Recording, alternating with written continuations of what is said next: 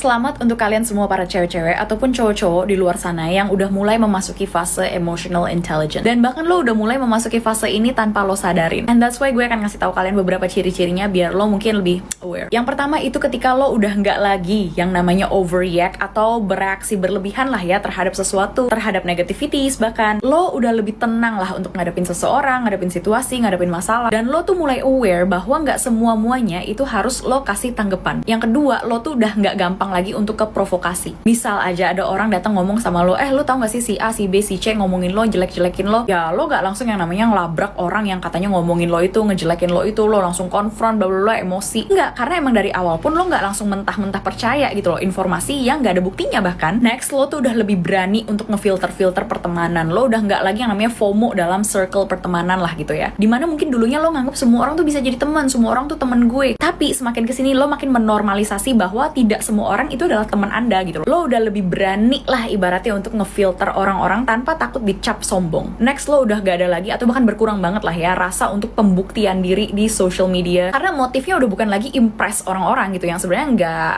berkontribusi juga apa-apa kan terhadap lo. Tapi fokusnya udah terhadap diri lo sendiri gitu loh. Biar lo happy, biar lo tercukupi, biar lo terpenuhi lah intinya. Dan yang terakhir itu ketika lo juga udah mulai berdamai dengan masa lalu lo, dengan seseorang yang sebenarnya salah terhadap lo tapi nggak pernah minta maaf sama lo. Begitu juga dengan keadaan, dengan situasi, dengan lo sekarang lah. Intinya dari semua points yang gue bilang tadi tuh lo udah lebih bisa menata yang namanya pikiran dan emosi. Lo udah lebih bisa yang namanya self control, dimana bukan emosi pikiran yang mengkontrol lo, tapi lo nya sendiri nih yang menguasai diri lo, yang menguasai itu, yang mengkontrol emosi dan pikiran. Dan balik lagi kenapa gue bilang congrats di awal, karena nggak semua orang itu bisa di titik ini, nggak semua orang itu bisa melakukan ini. So shout out to you and keep doing the good work.